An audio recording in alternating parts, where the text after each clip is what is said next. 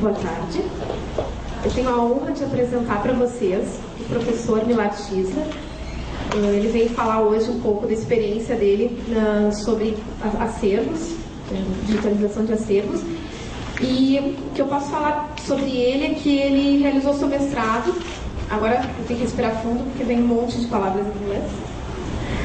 No Visual Studies Workshop em Artes Visuais, e foi professor do Certificated Program for Photographic Conservation do George Eastman House em Rochester, Nova York.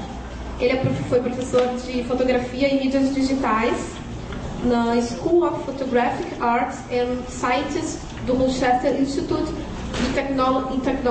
of Technology.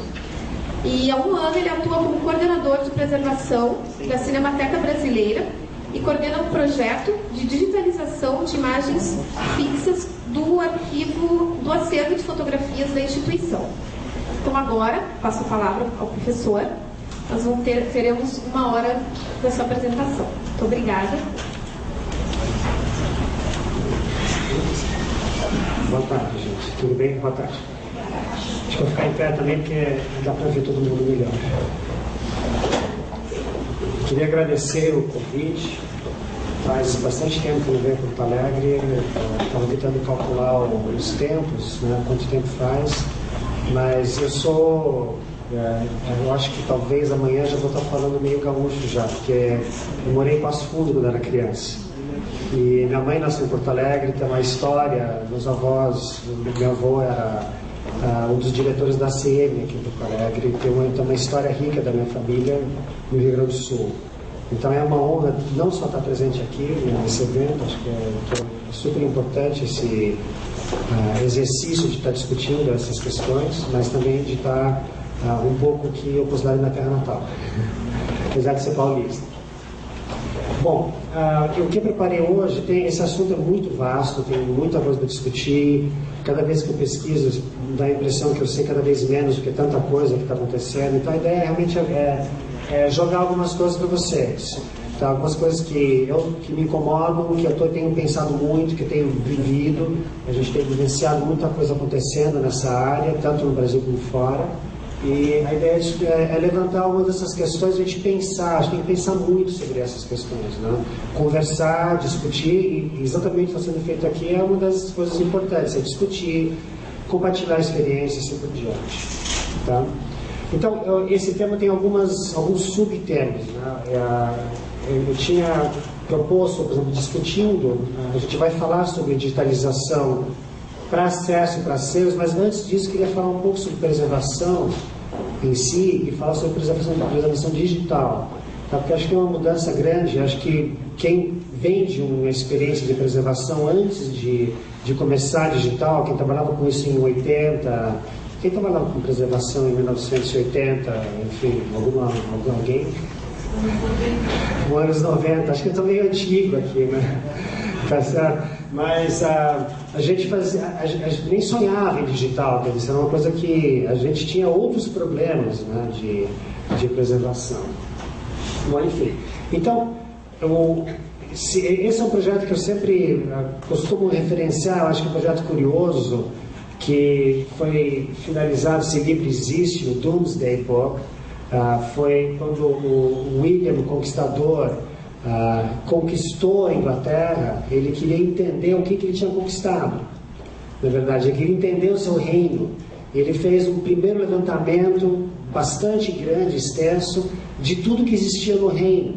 Quantas pessoas, quantas vacas, quantas ovelhas, quantos de terra, de plantação, etc., para inclusive poder taxar também, né? Tinha o intuito também de poder fazer uma taxação das pessoas, do que elas tinham, etc. Esse livro é um registro enorme de tudo isso, de toda essa informação, e esse livro existe até hoje. Né? Quer dizer, esse livro tem praticamente 1000 anos, e fisicamente ele está, né? ele ainda é o registro daquele período.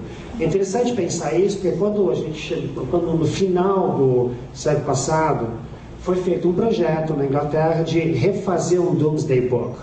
Né? Quer dizer, vamos refazer esse fabuloso livro antes da virada do século, fazer um retrato da Inglaterra. Envolveram escolas, crianças, e fizeram uma mega pesquisa em todo que é lugar e fizeram na época, em 90 e pouco, um projeto bastante fantástico para a época, que usava, que eu nem lembro todos os softwares de script, etc., e criaram uma apresentação multimídia.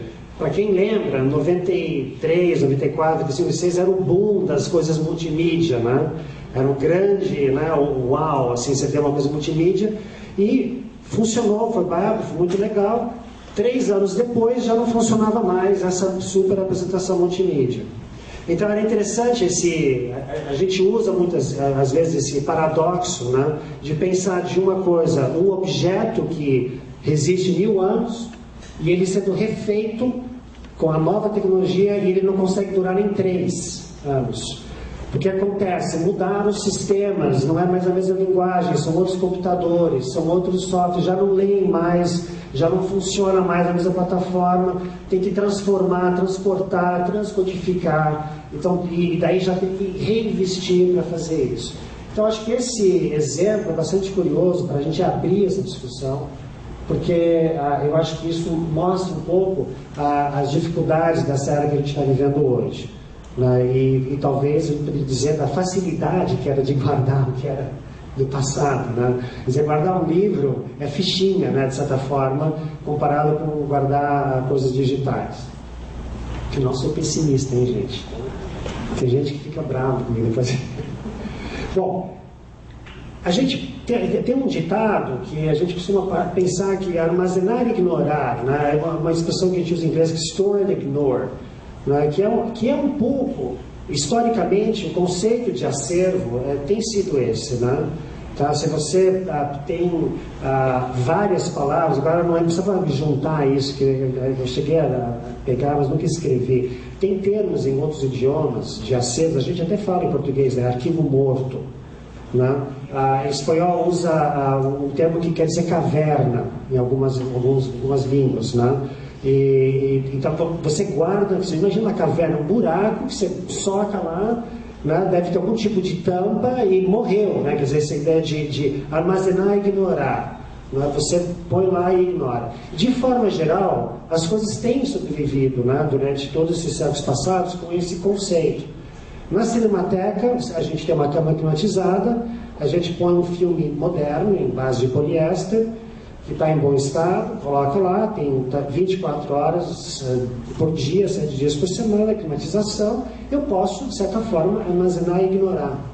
Eu sei que, dentro dessas condições, elas mantêm constantes, esse filme vai estar ótimo daqui a 100 anos, vai estar praticamente novo, talvez tenha perdido um pouco de cor, mas vai estar em bom estado. Eu posso monitorá-lo cada, sei lá, né, 5 anos ou 10 anos, enfim. Mas esse conceito vale até, esse conceito de armazenar e ignorar. Então a gente pensa um pouco nisso, né? Quer dizer, a grande coisa, quando eu falei de 80, quer dizer, o nosso sonho era ter climatização, controle de umidade, controle de temperatura, era ter materiais de guarda adequados, então de repente podia pôr uma caixa legal, para não ficar numa caixa ácida, etc., que é para não piorar a situação. Mas se a gente conseguisse esses controles, a gente estava meio satisfeito, sim. Esse material, se não tivesse nenhum acesso a bichos, etc., a gente estava tranquilo. Quando a gente pensa nos materiais contemporâneos, né, eu acho que a gente sente um pouco essa dificuldade, porque isso é uma coisa que vem, né, é histórico, essa coisa de meio que armazenar e ignorar. Eu não conseguia achar uma palavra, eu acabei usando armazenar e detonar. Então, quando a gente pensa em discos rígidos, fitas magnéticas, DVDs, etc., você vê nos acervos essa mesma relação. Você vê, de repente, uma prateleira com um monte de fita de um formato antigo. Tá? A Cinemateca vive isso. A gente tem fitas quadruplex de 2 polegadas na TV Tupi e a gente está aqui nem louco, tentando arrumar uma máquina para transcrever. Essas fitas são de 1960. Tá certo? Quer dizer, esse conceito de armazenar e ignorar esse material vai detonar, ele não vai existir, ele vai deixar de existir, ou ele vai existir meramente como um objeto físico sem nenhuma informação.